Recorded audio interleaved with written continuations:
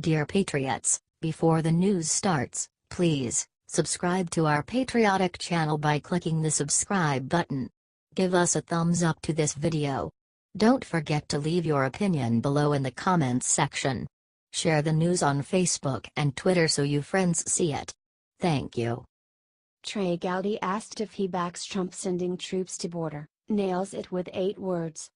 Trey Gowdy, the Bulldog from South Carolina, just gave Democrats a new reason to cry after he was asked if he backs President Donald Trump's idea to send troops to the border. The congressman nailed it with 8 words. Millions of American patriots will be sad to see Congressman Trey Gowdy, RSC, leave Congress after his term is up. He has an uncanny ability for wrecking the liberal narrative on everything from political corruption to immigration. During a recent interview with Fox News host Stuart Varney of Varney & Co., Gowdy was presented with the president's recent tweet about border security, which said, "Our border laws are very weak while those of Mexico and Canada are very strong. Congress must change these Obama-era, and other, laws now. The Democrats stand in our way, they want people to pour into our country unchecked. Crime. We will be taking strong action today." He wants to send troops, well the National Guard, to the border. Do you approve? Yes or no? Varney asked Gowdy, to which the congressman firmly replied, "I do, because no country should ever apologize for border integrity." Then, Trey Gowdy drove his point home. The president is right. It's a misdemeanor to cross the border without permission, a misdemeanor. It doesn't become a felony unless and until you reoffend, and it's not a crime at all to overstate your visa, Gowdy added. I don't know what gets weaker than not being a crime and a misdemeanor. No sovereign nation should ever apologize for border integrity, Gowdy reiterated. By whatever means that needs to be accomplished. I think he's doing this. President Trump is taking a very hard line because he's disappointed in what Congress did, Stuart Varney responded. You didn't give him a wall. You didn't give him any wall funds. You didn't give him any action on immigration, he added. Trey Gowdy is absolutely correct. No sovereign country should be apologetic about securing its borders and creating the maximum level of security for its people. Gowdy hit the nail on the head with his response. The president should use whatever means he finds necessary to secure our borders, regardless of what end of the country they are on. President Donald Trump undoubtedly has the support of millions of American patriots who agree with sending our military to secure the U.S.-Mexico border until a wall is built. It's a shame that Congress did not include funding for the border wall Trump requested in their recently passed obscene omnibus spending bill. Stuart Varney was right to call out members of Congress for doing nothing. In part, Renos like Paul Ryan, R.Y., and Mitch McConnell, R.K., are responsible for the colossal failure to fund the wall.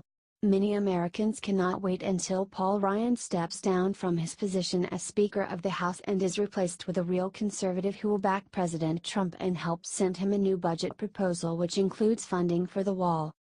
It's sickening that guys like Mitch McConnell will do everything possible to prevent Trump from delivering on his campaign promise to build a wall. It's even more infuriating that McConnell recently whined about the uphill battle Republicans face in the midterms. According to The Hill, McConnell predicted a storm for Republicans who are up for re-election in November. This is going to be a challenging election year, McConnell said, during an interview with Kentucky Today. We know the wind is going to be in our face. We don't know whether it's going to be a Category 3, 4 or 5. McConnell isn't as naive as he would like us to believe. He knows very well that many members of the Senate and House of Representatives are all involved in a massive act of failure theater for the purpose of resisting Trump's agenda. It's too bad that there aren't more people like Trey Gowdy in Washington, D.C., and fewer like Senator Mitch McConnell. I believe that those Republicans who have backed President Trump will see overwhelmingly good results in November, and those who have been dead weight on important issues, such as border security, will see the kind of storm that McConnell is talking about.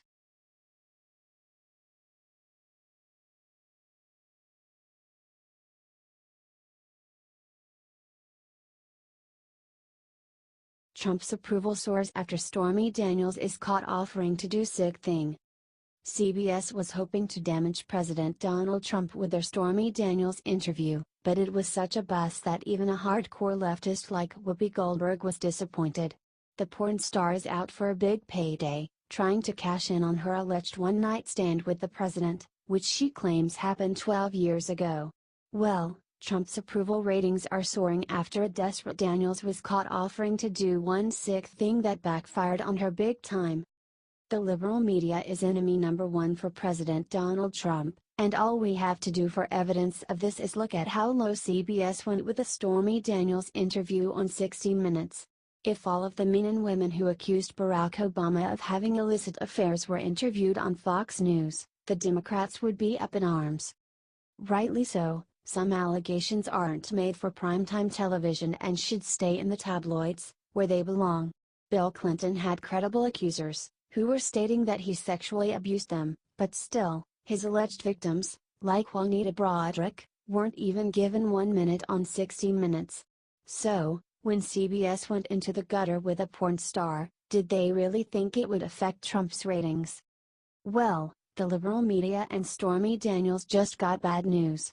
The Daily Wire reports, according to a new Harvard Harris poll highlighted by The Hill, the Stormy Daniels affair mania's impact on Trump's poll numbers has been a measly 1 point from last month, his overall approval down from 45% to 44%.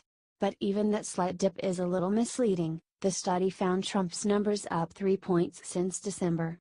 When the pollsters dug a little deeper, they found that while the Stormy effect appears to have hurt Trump among women, it actually helped him among men. Trump's support among women over the last month dropped 6 points from 41% to 35%. During the same time, however, support among men rose 3 points from 50% to 53%. Even though CBS's interview had a large audience, the outcome was dismal.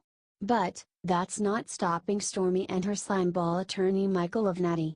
The aging porn star has been trying to cash in on Trump's name by taking her act to strip clubs across the country.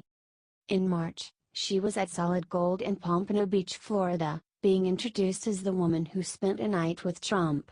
Daily Mail reports, Stormy Daniels has displayed her assets in a turn around the stripper's pole, just days after suing President Donald Trump in an effort to toss her non-disclosure agreement.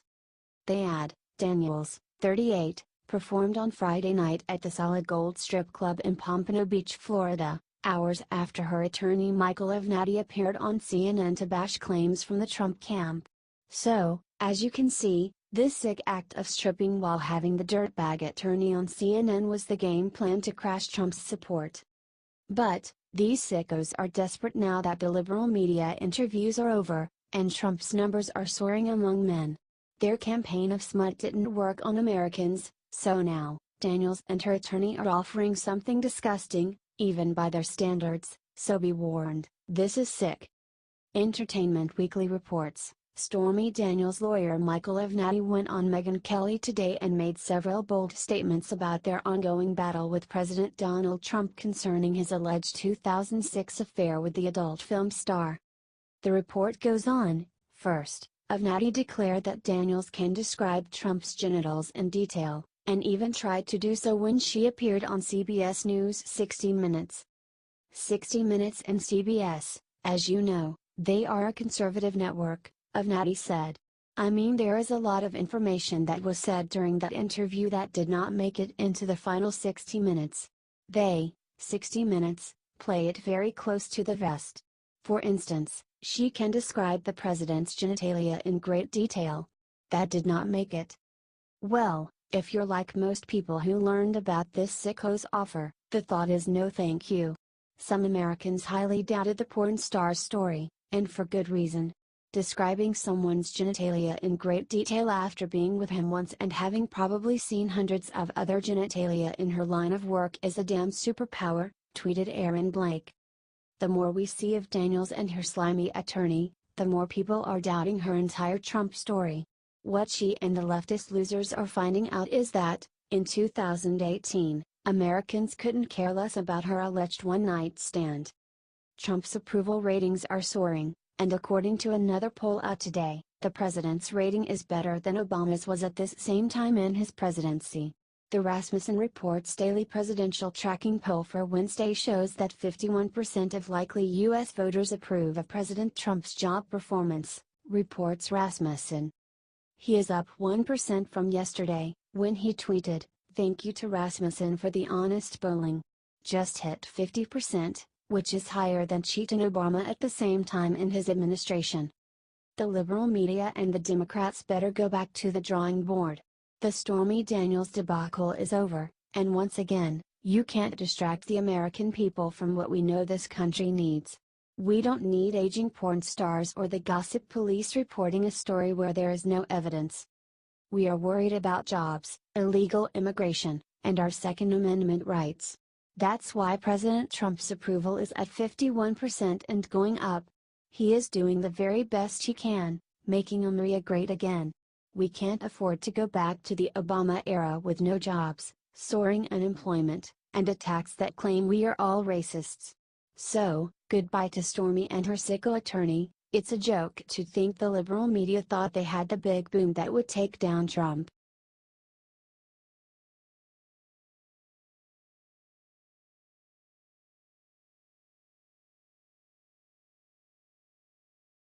Trump's fuming. Rosenstein and Mueller caught in sting operation to impeach him.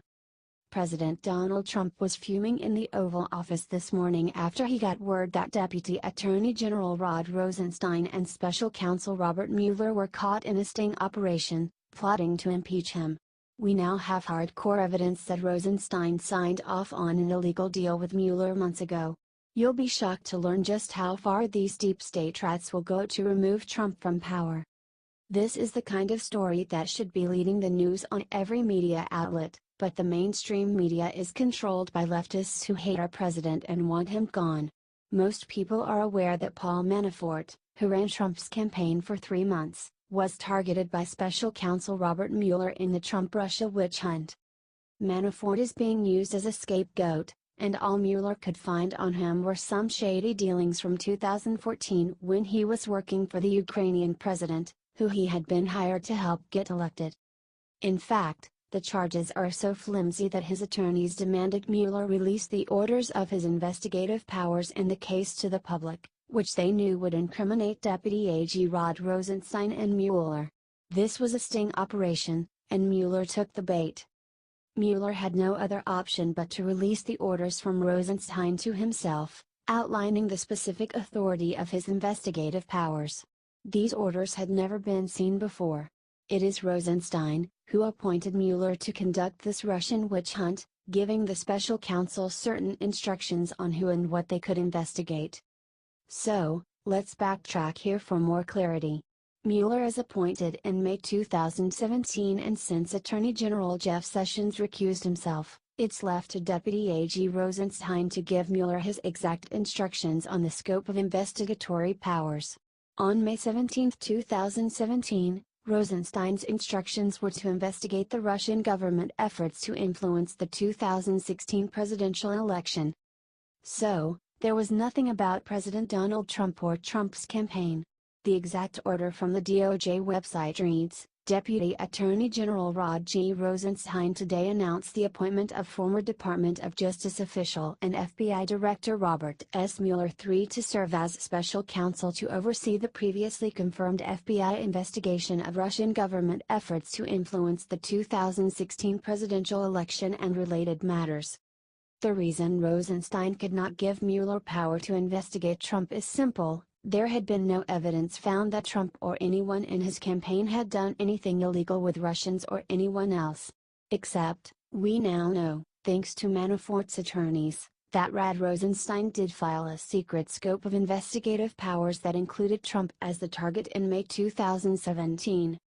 There were 2 orders given to Mueller in May 2017, one the public saw which did not include anything about Trump being under investigation, and one they kept secret that names Trump as the target of the investigation. Mueller had to produce this secret document to the public yesterday, naming Trump, or his case against Manafort would be dismissed. The secret order says, links or coordination between the Russian government and the campaign of Donald Trump. Matters that may arise from the investigation of the Russian government and the campaign of Donald Trump. and other matters within the scope of 28 CFR Section 600.4a, e.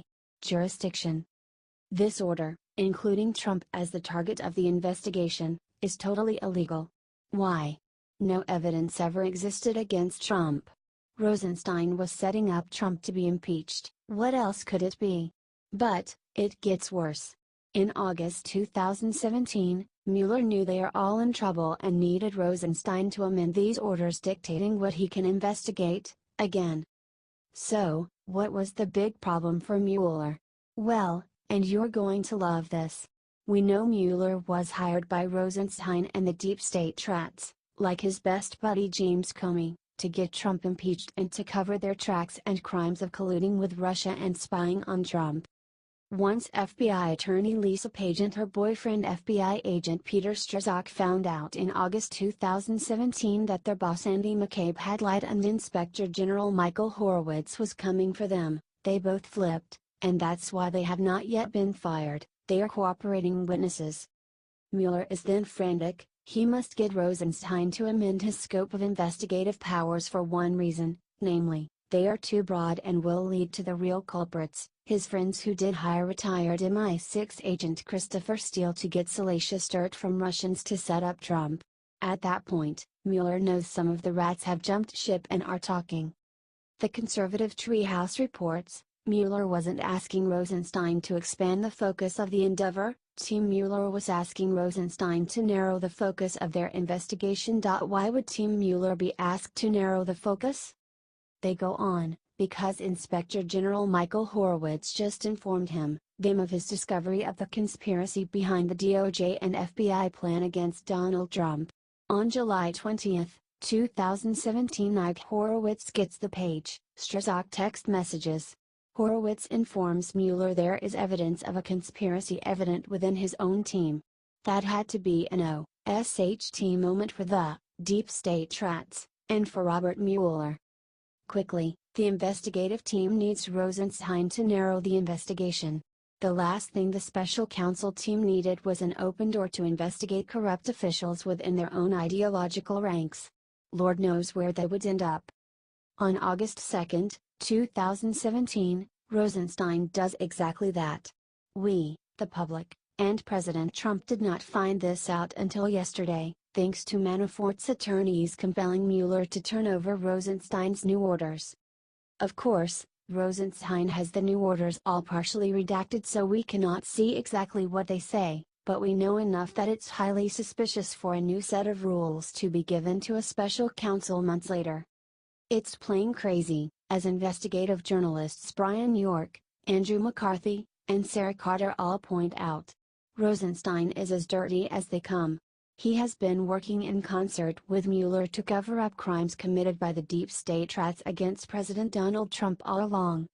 Trump should fire Mueller and Rosenstein, now. I don't care if the Democrats go nuts. Let them. This witch hunt is out of control, and it's costing us millions of dollars. I'm glad the president is fuming. It's time to shut it down and go after every one of those deep state rats. Either we are a country of law and order or we are one of the banana republics. This is America, for God's sake, it's time to exterminate these rats, once and for all.